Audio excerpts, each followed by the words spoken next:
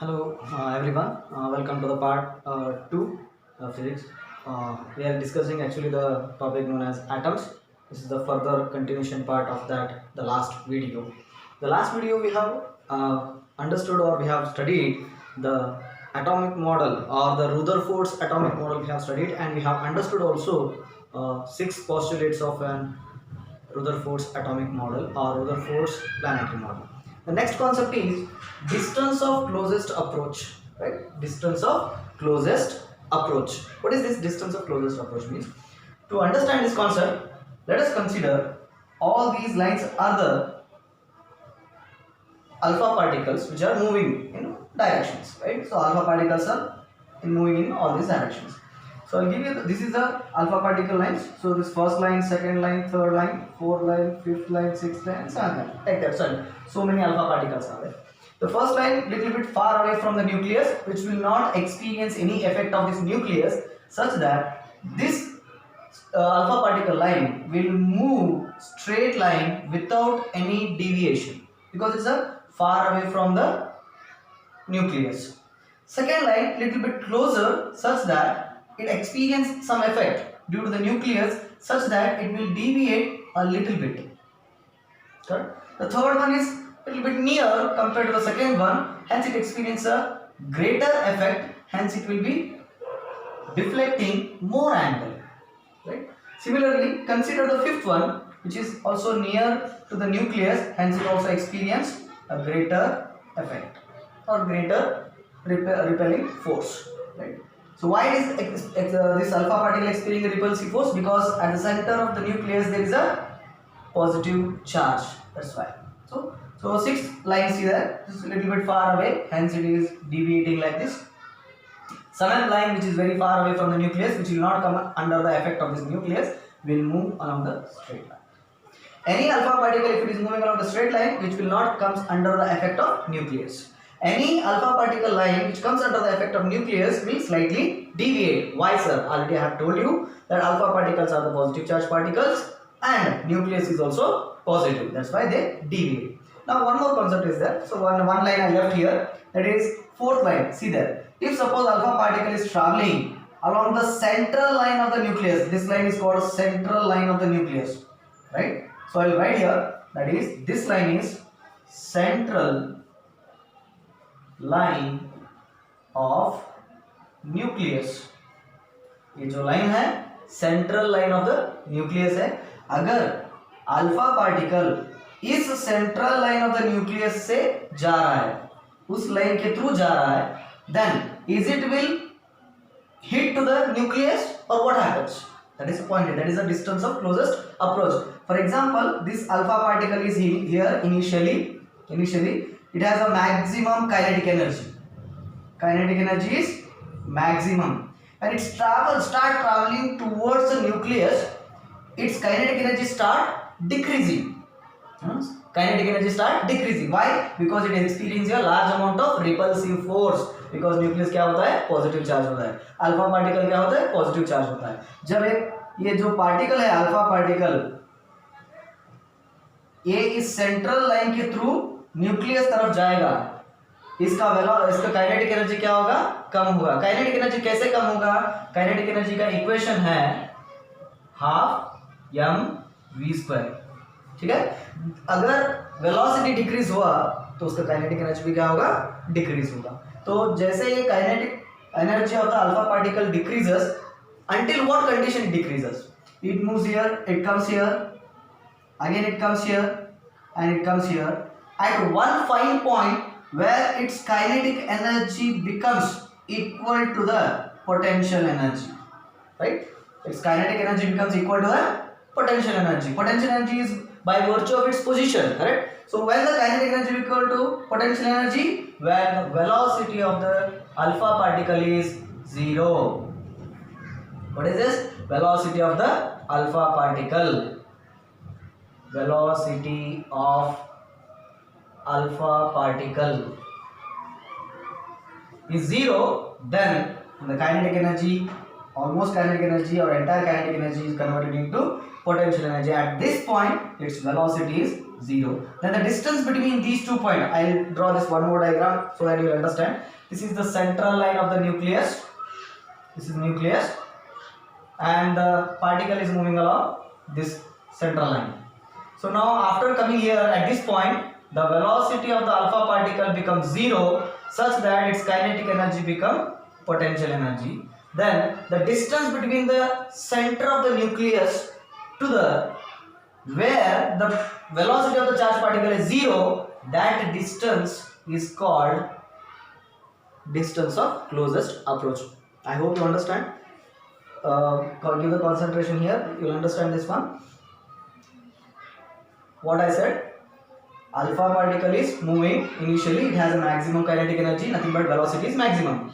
As it is approaching towards the nucleus, its kinetic energy start decreasing because its velocity decreasing. At one final position where its velocity becomes 0, at that time entire its kinetic energy converted into potential energy.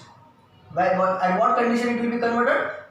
If its velocity becomes 0. How you know that, or how you say that? See here, this alpha particle is moving and slowing down its velocity, and at one fine time its velocity becomes 0. At that position kinetic energy equal to potential energy.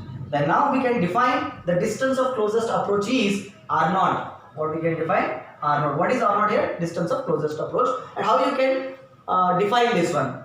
It is the, what is that? Distance of closest approach is the distance between whom? Distance between center of the nucleus to the velocity of the alpha particle where it becomes 0.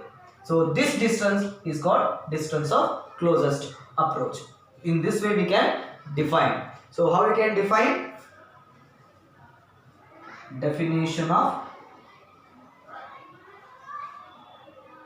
distance of closest approach. Okay, how you can define this one? The distance between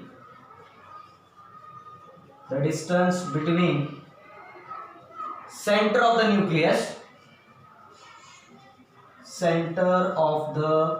nucleus, and the point where the velocity of the alpha particle,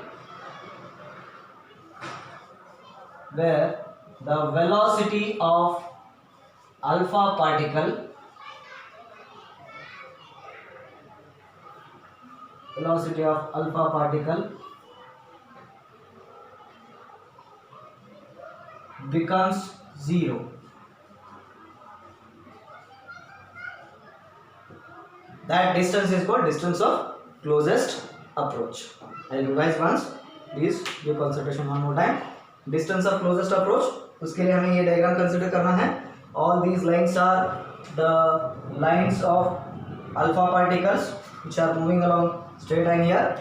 If this is a nucleus, the first line which is far away from the nucleus, which will not comes under the effect of nucleus, hence it will move in a straight line, along a straight line. Second line which is little bit near, hence it will deviate little bit or deflect little bit. Third line is little bit closer to the nucleus, hence it will deflect at more angle.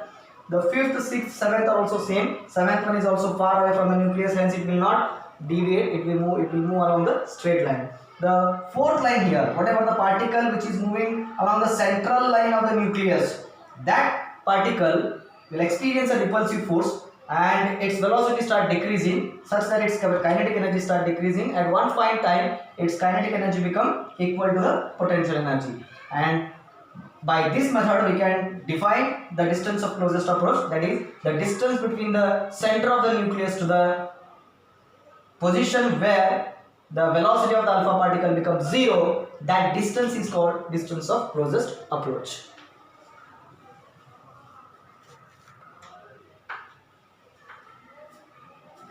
Yes, so the last concept was distance of closest approach. After that, one more concept is there, that is impact parameter. What is that? Impact parameter. What is exactly impact parameter? To understand that, we should understand this figure first. Here the alpha particle line, it is moving here in this direction. When it comes to near to this nucleus, that will start deviating. Correct? So that is, this is the central line of the nucleus. Then from which point it start deviating, from that point to the central line of the nucleus, this is called as what? A impact parameter. Then how you define this one? Very simple. It is a perpendicular distance between the initial velocity vector of the alpha particle and the central line of the nucleus. Then that this distance is called, this perpendicular distance is called impact parameter. This perpendicular distance, is called impact parameter. Very simple definition. It is defined as the perpendicular distance between the initial velocity vector, this is the initial velocity vector of the alpha particle, and central line of the nucleus. This is called impact parameter. For head-on collision, what do you mean by head-on collision? One alpha particle is moving in the direction of central line of the nucleus, then 100% it experiences a repulsive force such that it is retracing its path. At that time, what is the perpendicular distance between the two same lines, two straight lines which are overlap on each other? That is, angle is 0 degree. That's why impact parameter is 0 for head-on collision, which was given here in the second point. For head-on collision, the impact parameter is 0. So this will be a 1 mark question, that what is head-on collision, right? So, or we can ask when the impact parameter is 0. For head-on collision, impact parameter is 0. And this is also used for 1 mark question, define impact parameter. Or significance of impact parameter also is there. That is, the significance is third one. From the Rutherford's alpha scattering experiment, we can find the upper limit size of the nucleus. So using this, the alpha scattering experiment, we can also find out the size, upper size of the effect of the nucleus. We can find here. See here, if the line or alpha particle is moving above the or upper part of the size of the nucleus, will not deviate. If it is deviating, 100% it will be the under the effect of nucleus. So we can find out the size of the nucleus here. That is also important. That the third point, that is this one, from the Rutherford's alpha scattering experiment, we can find the upper limit size of the nucleus, whatever is there.